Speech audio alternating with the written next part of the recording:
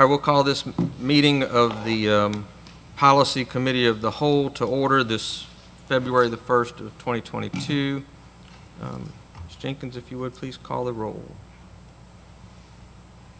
Ms. Richards? Mr. Toller?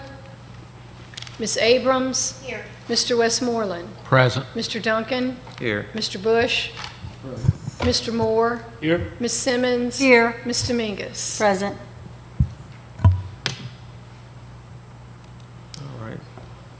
Our first item on the agenda is to provide an update and some discussion on our redistricting process. And if y'all would just bear with me just a minute, I'm trying to get logged in.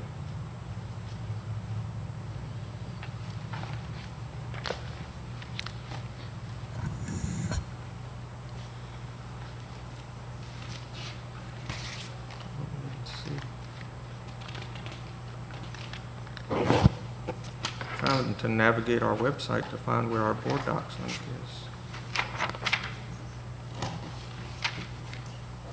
is. Okay. Got it. This new fancy website, it's not new anymore. So we're on.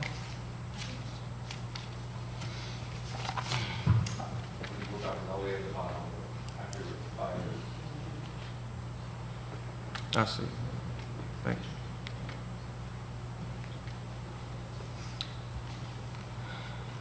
you. All right.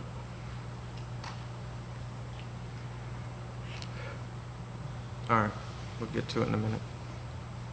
So at your desk, there should be some a stack of various letters, and I don't see any one here from the NAACP, but what I wanted to do tonight with this update is just to kind of get on record and provide an opportunity for discussion related to the various dialogue that has been going on with the NAACP and their legal representatives regarding our redistricting process.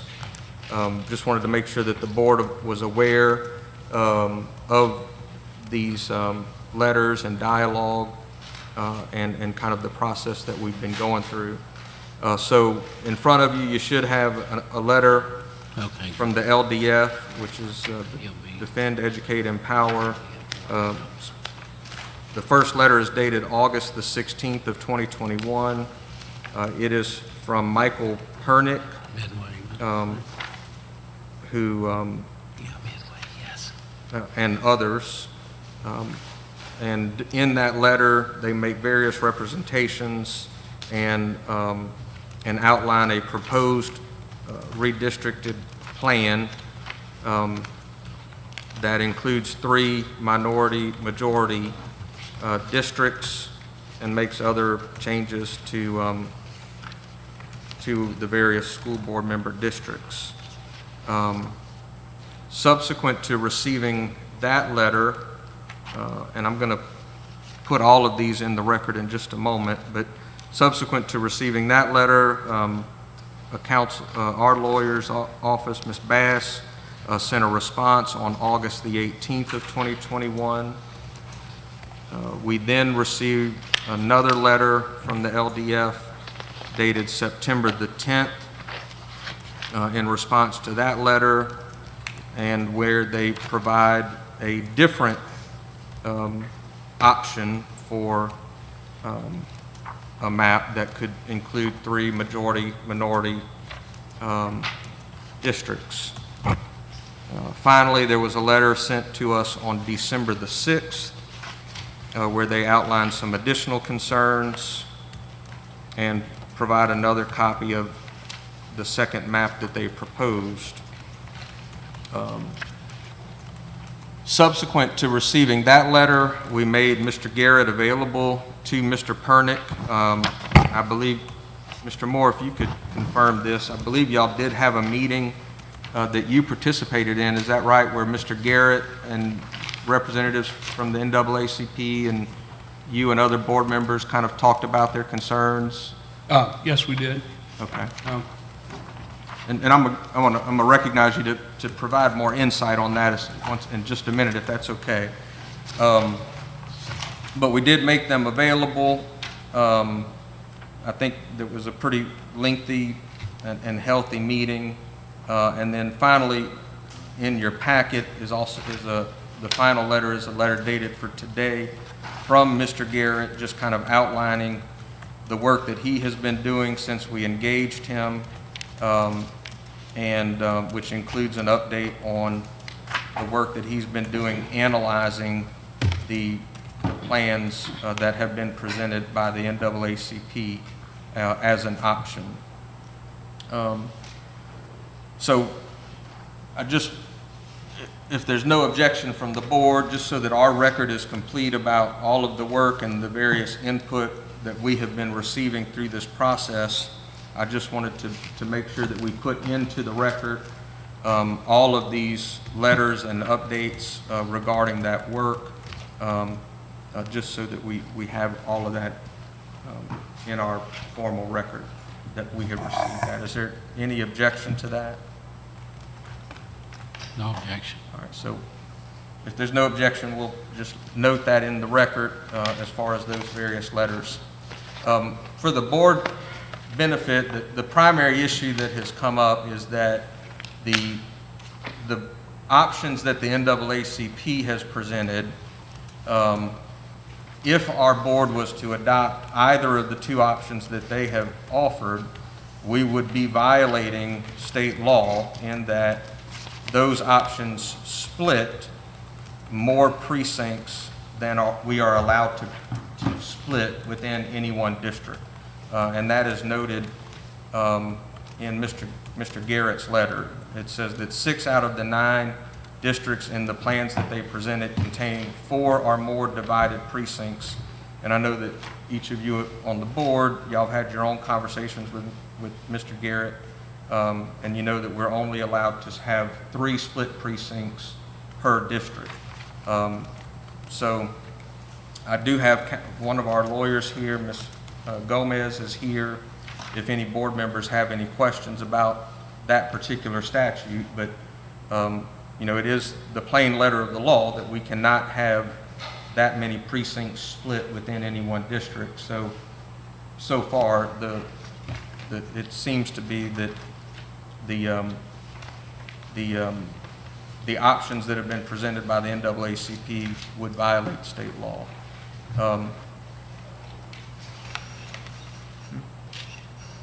Mr. Showers. Thank you for coming in. We were just talking about the letters that the NAACP has sent to us. We were introducing those into the record and just kind of about to open up discussion about kind of where we stand in receiving those options and all of that. Did you have anything that you wanted to put on record or present to us about that? Since you have those letters and those maps. Okay. So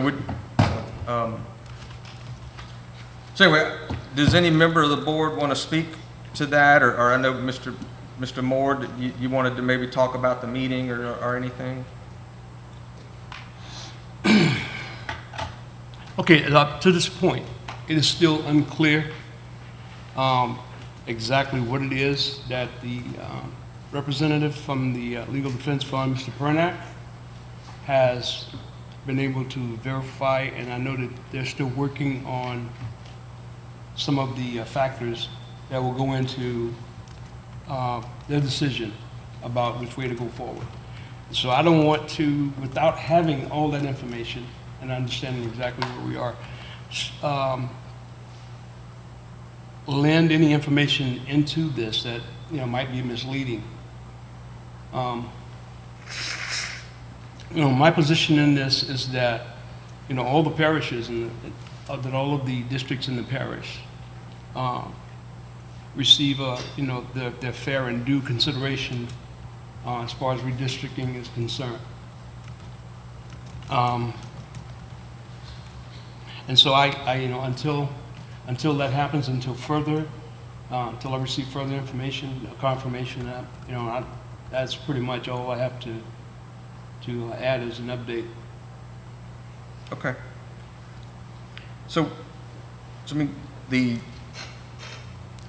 just so we all hopefully are on the same page, I mean, this whole discussion has been about the desire amongst some to increase minority representation on the board. The NAACP has asked us to look at possible ways to increase from 2 majority-minority districts to at least 3.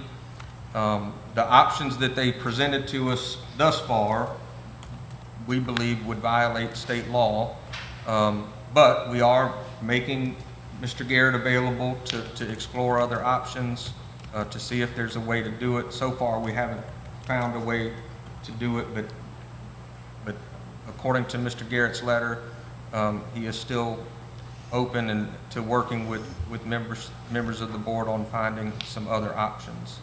Mr. Duncan, didn't Mr. Garrett say that he had a proposal that he was working on that would meet all the lawful requirements? Well, he has a working draft that of a 9-member board that does not, it maintains our 2 minority-majority districts, and then also a 3rd district that is essentially a 50-50 district. So it would be kind of like a toss-up district. But then he is also continuing to work with other members on another option. I guess. How much longer are we going to, before we're going to get down to voting on this? Right. So my concern about going too much longer is that if we don't make a decision soon, we would put the community at a disadvantage and anybody else that is considering running for school board at a disadvantage if we don't have a final adoption of our maps until right before qualifying. So it was my thought that we should have at our next committee meeting on March the 8th, the committee should vote on maps that we intend to forward to the full board for final adoption. So that would give us 1 additional month to continue to work through this process. The committee would vote on a map that we want to send for final adoption again on March the 8th, and then final adoption would be the following week on March the 15th. So once the committee has voted, we would still have another week for public input and consideration before final adoption on March the 15th. That sounds like a good plan. That way we'll all know way in advance what we're looking at. Okay. Is there any other discussion or comments? Just one question. So we'll get one map and we either approve it or we don't approve it? Well, so on the 8th is any board member will have the opportunity to present to the committee any map that they want to consider. Gotcha. It's my intention to present the map that Mr. Garrett comes up with as his working draft. So we will have an opportunity to vote on that one for sure. But then if any other member wants to present maps for the committee to consider, we will have a vote on those as well. We will end that committee meeting though with one of those maps having secured a majority of votes from the committee. That way the public knows kind of where we're leaning, but then we'll still have an additional week before final adoption after that map, after all of those maps have been made available to the public. Is there any other discussion or concerns about that? I just thought it was important for us to put out into the public kind of the issues that we're working through, and then also let the public know kind of what the timeline is on how we're trying to resolve this issue. So, any other discussion? Ms. Gomez, did you have anything you wanted to present? Just briefly, to put on the record, we did review the precinct split report that we received from the NAACP against Louisiana case law, the revised statutes, and some older AG opinions, and it is our opinion that as it stands, it would violate the Louisiana revised statutes. Potentially, the Secretary of State could not run the election under the plan.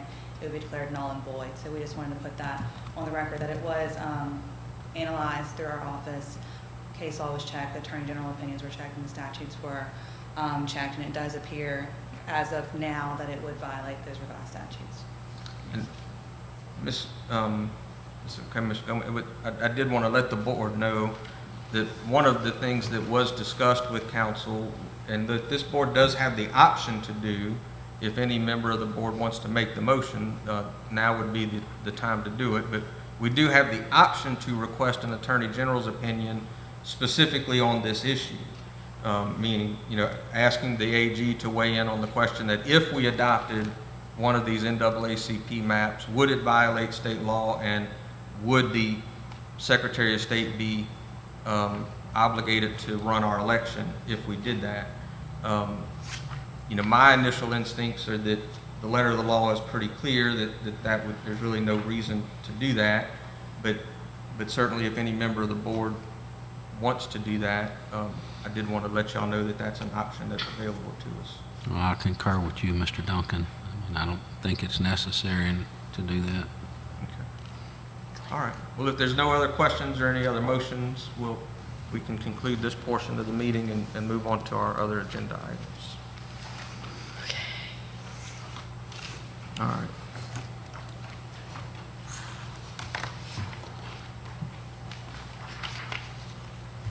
All right, next item on the agenda then is to consider revisions to policy DJE related to purchasing, and Mr. Schnottelbach is going to present that.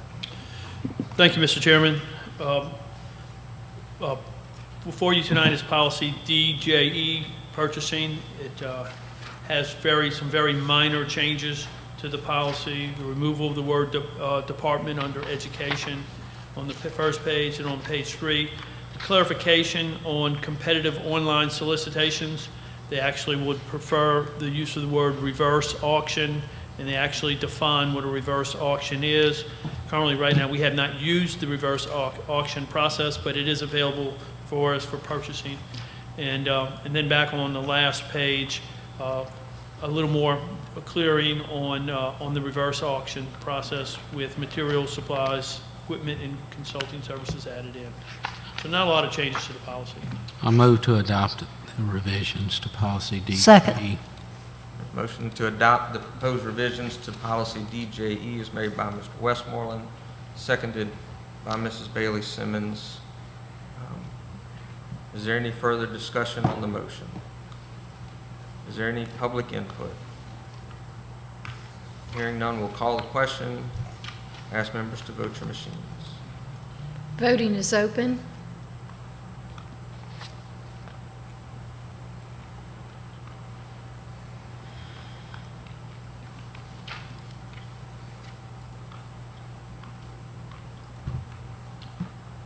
Jenkins, please record my vote as a yes.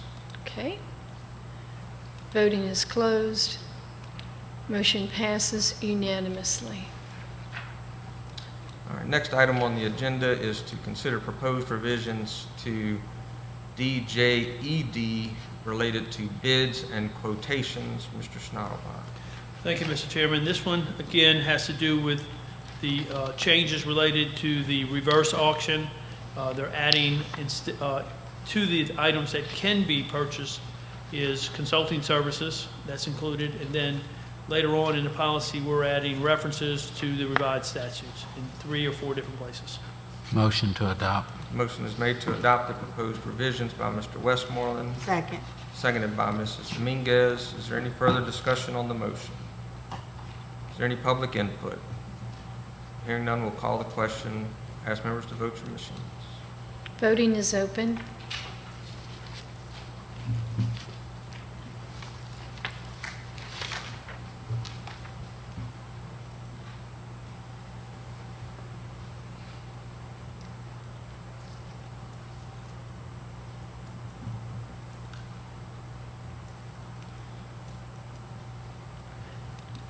Voting is closed. Motion passes unanimously. All right, next item on the agenda is to consider proposed revisions to policy DE related to school board ethics. Mr. Jinko. Thank you, Mr. Duncan. Good evening, everyone. The revision is Act 199 revised, Louisiana Revised Statute 42:1119, that added an exception to the prohibition on employing family members of school board members or the superintendent. School boards may now employ family members that are certified as school bus drivers. Any member of the school board or superintendent whose family member is employed must recuse himself or herself from any decision involving the assignment or promotion of this employee. And this took effect June 1st, 2021. Motion to adopt.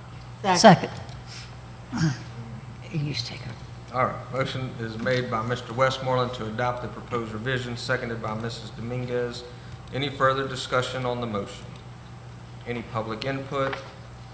Hearing none, we'll call the question. Ask members to vote your machines. Voting is open.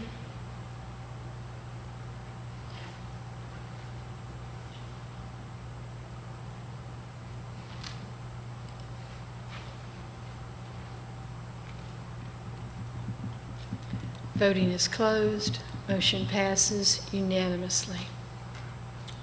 Next item on the agenda is to consider proposed revisions to sabbatical leave, GBRHA. Mr. Jinko. Mr. Duncan, for policies D through I, we ask that we consider them all together and approve them together. The one change in each one of them is changing the words guidance counselor to school counselor. Policies D through I is just changing guidance counselor to school counselor. Motion to adopt D through I. There's a motion by Mr. Westmoreland to adopt the proposed revisions. Second. Seconded by Mrs. Bailey Simmons. The motion is to adopt the proposed revisions for agendas D through I. Is there any discussion on the motion? Just a question. So what is the purpose of changing it? I think the term school counselor is a little more inclusive of what they do compared to an older term guidance counselor. Just a more modern name of what our employees do as a school counselor. Okay. Any other discussion on the motion? Any public input? Hearing none, we'll call the question. Ask members to vote your machines. Voting is open.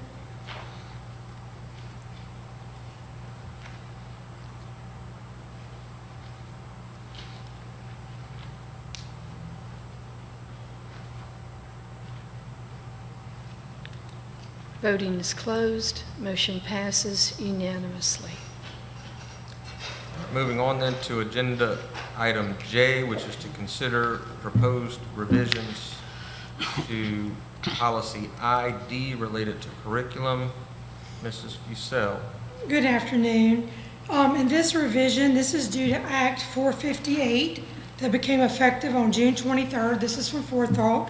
It's revised Louisiana Statute 17183.2, 17183.3, and the policy has been revised to include the parent or guardian in the process of developing and reviewing the student's IGP, individual graduation plan. Revisions made to the plan must be approved in writing by the student's or parents, the parent or legal guardian of the student. So that's the only change to this policy. Motion to adopt. Second. Motion is made by Mr. Westmoreland, seconded by Mrs. Bailey Simmons to adopt the proposed revisions. Is there any other discussion on the motion? So, Ms. Fussell, at what point in the process are the parents looped into this discussion?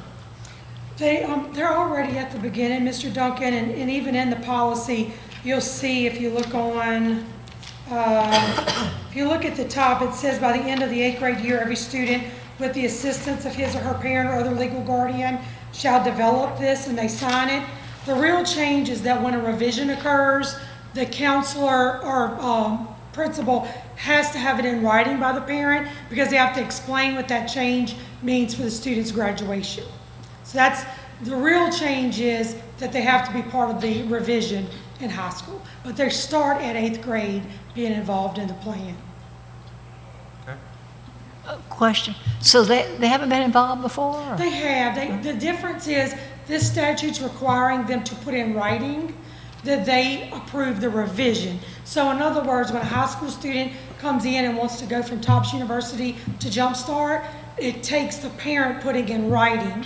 And even if it's a virtual meeting, they have to email something so that the school has in writing and that they've explained to the parent what that change means. That's good.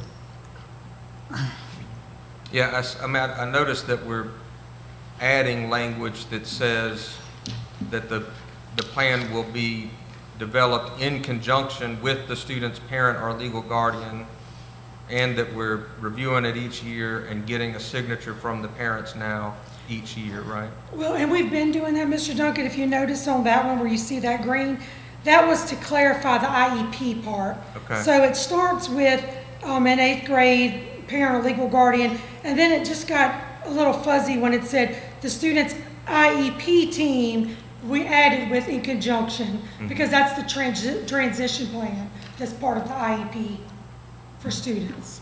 Right. Okay. Any other discussion on the motion? Any public input? Hearing none, we'll call a question. Ask members to vote your machines. Voting is open.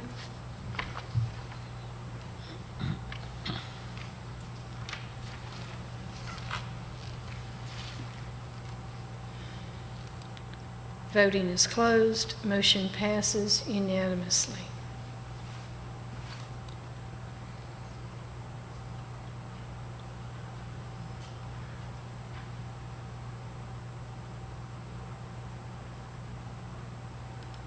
All right, next item on the agenda is to consider proposed revisions to IDCC related to kindergarten. Ms. Fussell.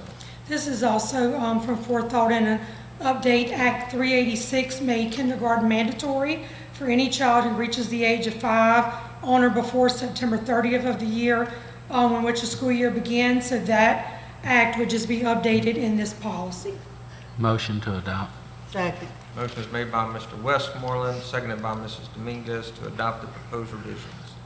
Any further discussion on the motion? Any public input? Hearing none, we'll call the question. Ask members to vote your machines. Voting is open.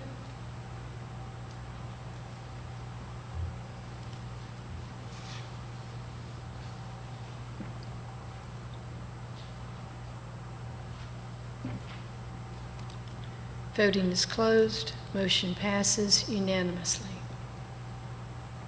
Next item on the agenda is to consider proposed revisions to policy JBA, compulsory school attendance ages, which is essentially putting the same language into that policy that we just put into the.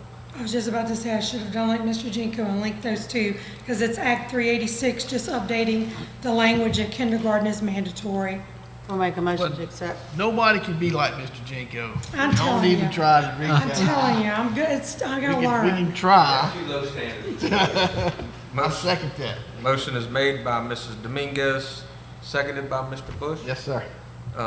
to adopt the proposed revisions. Any further discussion on the motion? Any public input? Hearing none, we'll call a question. Ask members to vote your machines. Voting is open.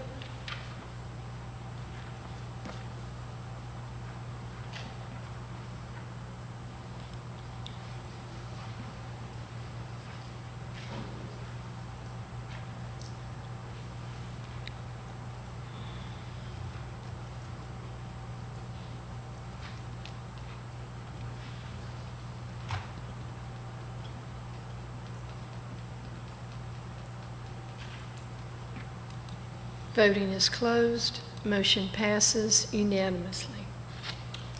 Next item on the agenda is to consider approval of revisions to policy JBC related to school admissions. Ms. Fussell. Yes, sir. And this is Act 208, also from Forethought, became active June 11, 2021. This adds a special provision for school boards to register children of military families prior to residency. So the school admission policy has been revised to include this language for the registration of students whose parents are being transferred to a military installation or a comparable location for official military order.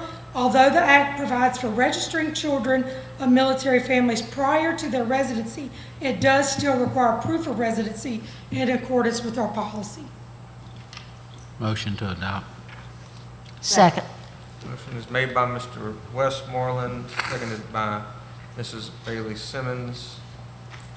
Is there any other discussion on the motion?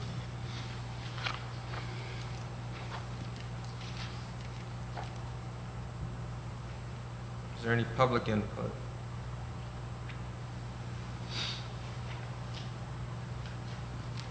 Bear with me just a second.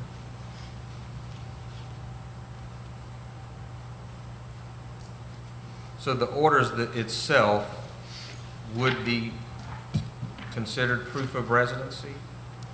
They still have to provide it. It just allows them to register before they may actually physically be here with, like, the piece of mail that would show that. So they can register, but they still do have to provide that proof of residency. Once they get here? Yes, sir. Okay. So if they don't, then they don't get to go, if they can't We provide. would follow our normal procedures if residency could not be established. But, I don't know how often we've particularly had this, but I think the intent of this act was, especially those overseas, don't lose opportunities of getting their students planned for where they'll be the following school year and open to choosing their courses and things like that. Because they haven't established residence Right, yet. right, because they haven't physically moved here, when they may know months in advance. Dr. Fussell, Yes, sir. so I don't see a provision in here for temporary status if a member of the military moved in with a parent until they found their own permanent residency. They still be covered? Well, not, this act specifically is strictly on, this is where the military families being moved, but something like that would fall under normal circumstances when we work with a family who has some sort of special circumstance. But this act is strictly from the legislature and forethought's wording. I see. Any other questions or discussion from the board? Any public input? Hearing none, we'll call a question. Ask members to vote your machines. Voting is open.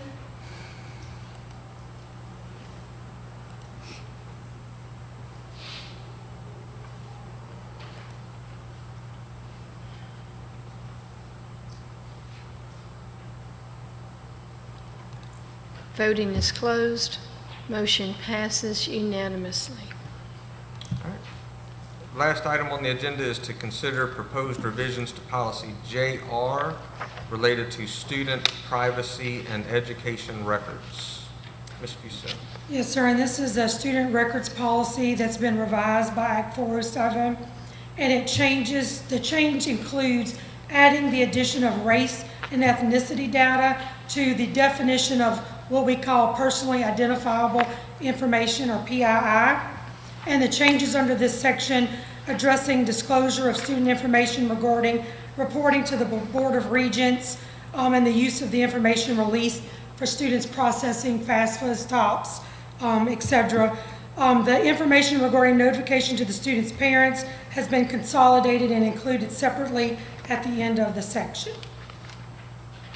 Motion to adopt.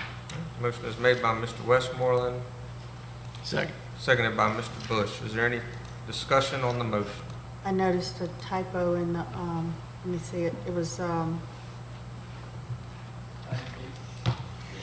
yeah, student information disclosures, Where's item that B. With. And The for with, the compliance word with was just transposed. Yeah. City page 370. To Thank be. you. Thank you. Okay. Gotcha.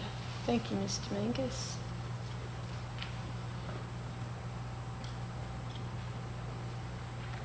What is the typo? With, the word with. With is And student misspelled. information, item B, just a spelling, So the motion is, the amended motion by Mr. Westmoreland is to adopt with the typos corrected. Correct. Is there any other discussion on the motion?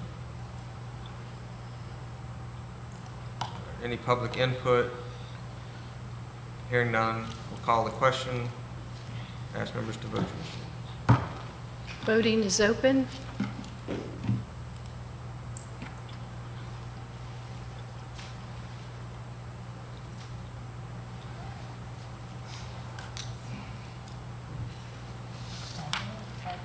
I'm late tonight. No, you second stuff before the chairman even gets to read it. You don't know what you second. You be saying all that. I just want to shut it down. No.